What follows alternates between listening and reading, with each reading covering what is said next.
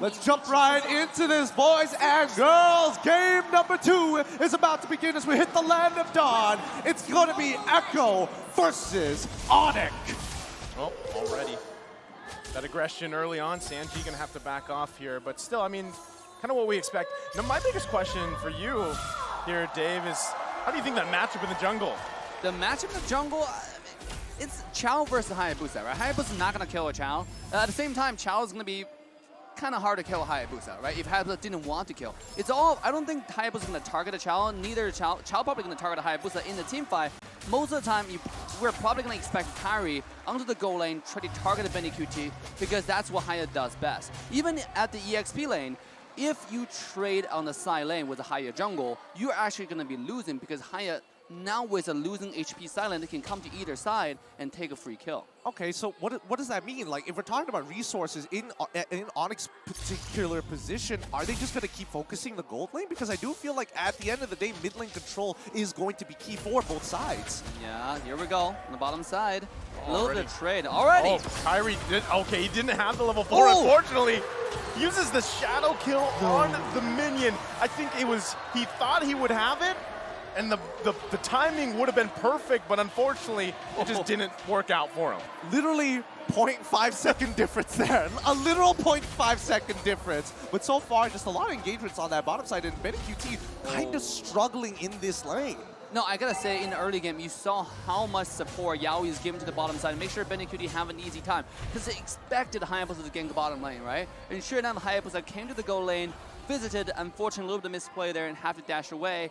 But dude, this already shows you how much focus to be put on the bottom lane. First turtle coming up, and it seems like Team Onic is making a setup. They are just mirroring each other really, really well. A lot of pressure on that top side, but Turtle's being taken by Call TZ. I'm not sure they're going to do anything about it. Yep, Black Dragon form committed. Real world mid lane 2. There's Farson with the feathered airstrike, and Kairi sweeps in, takes the turtle from the hands of Carl TZ. There's the way of the dragon. They're going to be looking for Keyboy. They push him back further. Flickers out. Keyboy survives. Oh my goodness! Never mind. Yaoi with a play. First blood going over to Echo. I felt like Onic kind of did Keyboy dirty there. If I was in Kairi's position, I'm screaming at Keyboy, I'm sorry, brother. You gotta pull him away from that turtle. And that's exactly what he did. Yo, CW. Yo, CW, calm down. Let's not get into trades without mana here. Oh my god, what an interesting trade over there on the top side. I actually thought Keyboy would get away there, you know, but beautiful play from Yaoi. Despite the respect that Keyboy give to Yaoi in the beginning when we read the quote, it doesn't matter. You know, on the battlefield, it's going to be serious gaming. Not only that, but the fact that Kairi went in and took that turtle from the hands of Carl TZ, this is kind of what you can expect when the Hayabusa is played. There to go, Carl TZ with the wave. The dragon will be looking for a kill here. Sanji going to be in trouble too. Keyboy still quite low. Yaoi falls. Do they chase in? Sans though. Benny QT's there. He's going to be unleashing. The damage is there as Sans now falls into the river. I hate it. I hate it when Benny QT does that. It feels like he's baiting his team out, and then all of a sudden it's like, don't worry, I'll get the gold back. I'll make it worth your time. Wow. I always do it. But Benny QT currently ranks first in terms of KDA. Man's got 10.4 KDA. How does he do it? 10 kills per game, right? That's what KDA means, right? That's the ratio. This guy, I mean, if you get 2 deaths, that means you're getting like, what, 20 kills that game? I mean, this is M4 stats right here. It's not even real. Speaking of not real, bottom side. Might be charging up once again. Yaoi gonna find Keyboy. Can't get the stun that we was looking for. You're gonna have to back off for now. Also, Sans making his way to the bottom lane. They might be looking for a play here if they can, but Echo Philippines gonna know what's up. They try to retreat here. They know Keyboy might be looking for that divine judgment. They're gonna go ahead and give up part of the turret here. He's gonna get stunned. Yaoi could be in trouble. Still gonna focus on it. CW looking to get the turret. They hold on for it now. Spirit not gonna connect here. Yaoi now charging up, but the way of the dragon, Kairi took the turtle again, but eventually goes down, is punished, and on the bottom side, Benny QT and Yaoi in trouble. It's CW with a massive play, and Yaoi can't get away from that as Onic Esports grabs multiple wins cross-map. Still gonna be working. Here's Carl TZ, CW bobbing and weaving. Carl TZ taking too much, gets stunned, What a play from CW! He's so nuts. He's so hot right now. What an adjustment from hitting Benny QT to switching targets to know that it'll penetrate him perfectly through Yaoi to kill Benny QT, outplaying Carl TZ. What more can you say about CW? What an absolute beast. What an absolute beat. This must be a Moscow dream, a paradise. I mean, like, you don't expect Moscow to do this well. I think this is the second time Moscow got ever picked on the M4 stage, and it did so well, and such a brilliant pick, because we talk about it's the only character that can rival Kairi in the late game, and it do so well against all the engages coming out from the side of Echo. Now, this character already has so much items. Look at CW, right? He's at 202, and if this scales even further, it's gonna be so scary for Kairi. Let's take a look. Kairi is ranked first in gold per minute with 773 gold. Just massive achievements here for Onic Esports members. Like you mentioned, it's scary for Kairi, but hold on, it could be scary for Sanford. He goes in! Oh! Sanji able to get CW, but Sanford will go down in the jungle. Kairi's still on the hunt, but can't find Sanji. Yaoi gonna jump in. Do they engage? Keyboy looking for a Divine Judgment play, but can't find it. They call it off. Huh. I'm interesting. I'm surprised Keyboy didn't want to go for the counter engage here, but look at the side lanes right now. Kairi already has the first initial push, so I'm guessing that they wanted to get a turret off of this. If not, I would have been I don't know. I can't say for sure that they can get the kill onto Yaoi there, and there is still flicker from Keyboy, but I doubt the damage was there, so hopefully here we we'll go. see something else. Go ahead and pull Carl TZ here, looking for the kill. He's gonna get out with the Jikundo. Able to survive for now. Turtle is up here. It's gonna be crucial how they do this. Everybody having the ultimates here. Sanford does not have that Black Dragon form. He's gotta be careful. The initiation isn't gonna be there. They're gonna buy some more time. Right now, both pushing and pulling. Kairi just gonna go grab his buff. All right, so they go for the reset here. Oh man, I really need to know what Sans has in terms of items. How much damage does he really have? And it's only 7 minutes into the game, 20,000 overall team goal, so I'm assuming that it's one item and a half here? Just an estimate, just an estimate. Here we go. Another 5-on-5 at the Turtle. Right now, half health. Carl TZ trying to get in range. Got to get the vision. There's the Black Dragon form. Sans responds with the real world manipulation. Yaoi goes in. They find Sans. Kairi on the backside. Carl TZ quite low. CW finding Carl TZ. And it's another turtle secured. Yaoi has to get out. Kairi looking for another as he finds Sanford. Wow. Oh, wow. CW, I don't know what to tell you. CW is making Moskov look more and more meta. The more games he plays on it, the longer this game goes. Just pull up the highlight reel. It's CW's game right now. Now, what's the talking point today? We had versatility versus volatility, right? Yep. I mean, look at this. We have Melissa today, we have Moskov today. We have so many different characters showing up that usually doesn't show up today. Oh, here we go, Keyboy. You're gonna go ahead and pull Carl TZ here, but he's quite tanky himself. Not gonna go down just yet. Onic Esports though, but look at the bottom side, Kairi!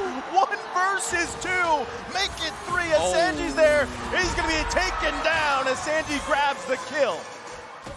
But at what cost? That's what I like to say it, right? And I think it's worth it, because if you shut down Benny Qt's farm, stop him more and more, it's only gonna make CW farm more. Speaking of that, CW trying to unleash here. Carl TZ gonna be in trouble. Way the Dragon's trying to disengage. Can't find the kill as he falls. Sanford could be in trouble too, but Sanji helping him disengage. Gets the stun off, and still Onic Esports pressing every part of the map here. Wow, I don't know. CW's micro mechanics are kind of disgusting. That Spirit of Destruction has a slight bit of a slow, and that was more than enough to slow down Carl TZ so he couldn't close that distance and hit with that third hit of the Jikundo. But well done all across the board. Onic is feeling it right now, and if they keep up this momentum, Echo is not going to be able to recover. look at the Moscow attack speed. This guy's going full attack speed at this point, right? With Inspire, dude. By the way, for those who did not know, Moskov got a buff where now the penetration is 100% damage, right? And an all proc attack effect. So basically, if Kairi stands in the back, he doesn't have to target your back line. He has to target your front line. If anyone stands close to their front line, it's gonna die. And in this case, you have a front line. You have a Chow, who is kind of like a Fragen in a sense, right? You have a Yu Jones coming in. So this is just one of the brilliant picks, and now it's only getting scarier as Onic scales into the late game. I mean, not only talking about scaling, but the fact that Kairi is 3 levels ahead of Carl TZ right now. it is, I mean, you're wondering, was this Cho jungle pick the best decision? And now it's Echo Philippines going to try to push Onic Esports off this Lord. But they know what's going on here. Look at that, the flicker did come in. They find Minicutie, but he's able to survive for now. Sanford with a massive setup and play on the backside. They're still working for it. Boots there to help out, looking for a kill himself. Kairi, though, gets kicked away from Carl Teasy, goes back for the shadow kill. Can he get the kill? Kairi making things turn around, but now he's the focus as Sanji takes out Kairi. Another trade, but this time in favor of Echo. Oh man, Sanford survives 1 HP literally, but now Sanji is kind of left out in the open here. Keyboy and Sans respecting Yaoi and Minicutie. Nicely done. Wow. Trading skills here. Now, I do want to point out, CW get caught in that situation, right? Oh. This is not, oh. I just saw the spear fly around. Yeah, and same. You scared me a little. Actually, I got scared, you know, a little bit there. But Backjaw was saying, yeah, CW, he got caught out a little bit just now, right? Yep. He have to be more careful with his positioning. Yes, Kairi can find the assassination, but Echo's tightening up their rotation at this point, right? It's a late game team fight. As the main damage source, CW will have to wait Yu Zhong's position, right? Where Yu Zhong is. Because if Yu Zhong expend the ultimate, the Black Dragon form, the Dark Dragon form, he's done. Then you can jump in and do the damage. Before that, if he shows anywhere, that can spell doom for the side of Onic, right? It's really the time to stay patient and stay calm. I want to dive a little bit more into this because, again, if we're talking about Sanford, I think the one ability that pulls it all together is this Petrify, and Onic need to be extremely aware of this, but let's see, Yaoi. Yaoi gonna go in, finding the mark that he's looking for. Boots getting punished here. And again, the strength of this Kufra pick, you can't hear him in the bush. Late game carry. You know, that's what we're talking about. This is actually the Valley game of Watch, right? Yeah. You just can't ignore the carry damage late game. Here we go. The lore fight. This is a 5v4 now with Hayabusa making his way into team fight. Oh, the conceal blade gonna come in. They find the divine judgment. Sanford, he's solo. Finally gonna take it out. Let's go. CW unleashing. Can't get the immortality. Gonna miss the spear. But Keyboy falls. Another trade. Onic Esports still holding on for this Lord. Oh my goodness, I can't believe Echo is slowly just playing this war of attrition, etching back at it. CW, this is so dangerous. He's got to be careful here. Sanji there, gonna get spotted out. Lord gonna go ahead and reset for now, but just look at CW. The attack speed, the damage is massive. Carl Teasy's gotta respect it too. CW's gotta be careful on his positioning. They also need to wait for Keyboy to make his way here. We're back to the stalemate for this Lord. I mean, 12 minutes into the game. This is right now the battle for marksman, to be honest, right? Like, if whoever dies first, whichever marksman dies first on each side, it's going to have a huge disadvantage. Now, CW just now and Kairi both stay alive. That's why the team fight never ended. It kind of ended, but also never ended, right? Because nobody want to go in anymore because they know how scary the marksman can be. And they're probably sitting at equalized farm right now. So it all depends on who engaged better and who's positioned better. Speaking of position, here we go. Another skirmish coming up. Well, they're going to be hunting still for CW here. They got the vision they needed. Oh! Ozclaws also picked up by CW. Looking to get that sustain, but still, I think both teams waiting for the first misstep here as Kairi went back to the base. Yeah, but I think this Lord is going to fall into the hands of Echo right now. I mean, Hayabusa has to go down bot side. They're going to lose a tier 2, so Echo is just putting them in a stranglehold right now. And if they get their hand, oh no, Yaoi. Yaoi, conceal play gonna come out, looking for two! They get a massive setup here on the backside of the Lord. And Sanford causing chaos, now gonna be focusing on Sands. Kairi still waiting patiently, might try to steal the Lord here. Carl Teasy knows he's there. They're gonna press him back, has the shadow kill and retreat. And this is looking like an Echo Philippines Lord. Boots, what are you doing, my guy? Gonna come down, Boots still trying to make something out of nothing. Gets Minicutie, but he goes down, but they're falling to the backside. Kairi finds another. And now Carl Teasy gonna get cut off here. Sanji there as well. Sands and Kairi. The flicker is going to come out. Way of the dragon to follow. Kairi, can he look for Carl Teasy? As he does. The spear! The spear is going to miss. And now Sanji, wings by wings out. Sands still looking for him, but can't catch him. What a massive turnaround for Onic Esports. Keyboy.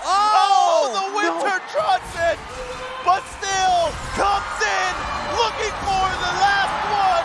The shutdown. I I can't deal with this right now. The foresight of these teams. Onic, despite getting caught out first, despite giving the Lord over to Echo, they thought their plan out, even past the death timer. This is insane. It's so scrappy from both sides, but just how the players from Onic are playing in tandem individually with some of the members, it's just ridiculous. We're taking a look at the items here, right? Two marksmen that both attack speed marksmen, building almost exactly the same with the exception of Hasquall. But look at the jungle differential here. You know, the Hayabusa is sitting at 10,000 gold compared to a 7,000 gold Chow. I mean, legit at this point, KarTZ has about the same farm as Yaoi. You know, and that's not really a good sign. That's not a good sign, Dave. You know, I mean, it's a struggle. That's what we're seeing. This is why I questioned this when we jumped into this game. You know, the two jungle matchups here, how would that evolve throughout the game here?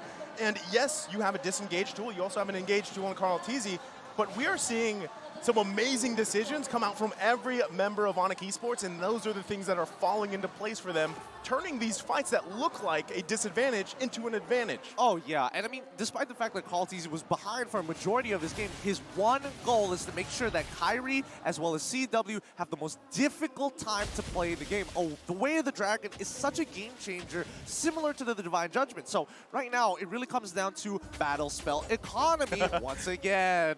Your favorite. Yeah, man, we're in a recession right now, so it's kind of rough. I mean, it's rough all across the board, but now that we're stabilized and both sides have really started to reset, they're starting to think a little bit further. How do I bait out a spell, or how am I going to change, not change, but condition my opponent in terms of the way that I use my combinations of abilities?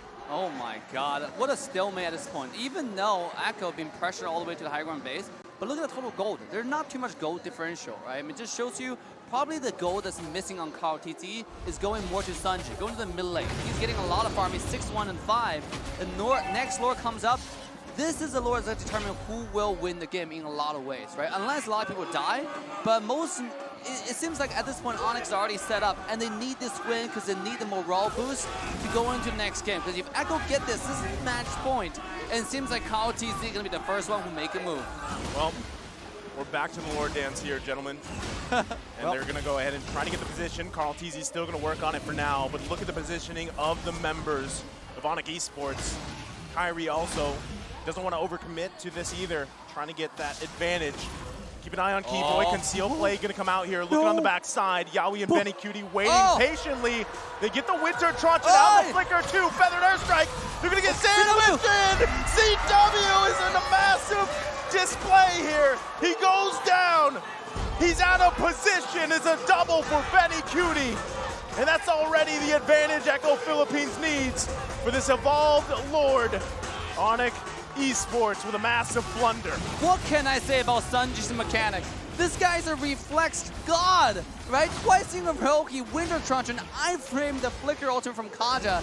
I mean, what else do you want from a mid laner, right? When you dodge the most important ultimate in the entire game with a single button, you are a god, and that's what Sanji is in this game.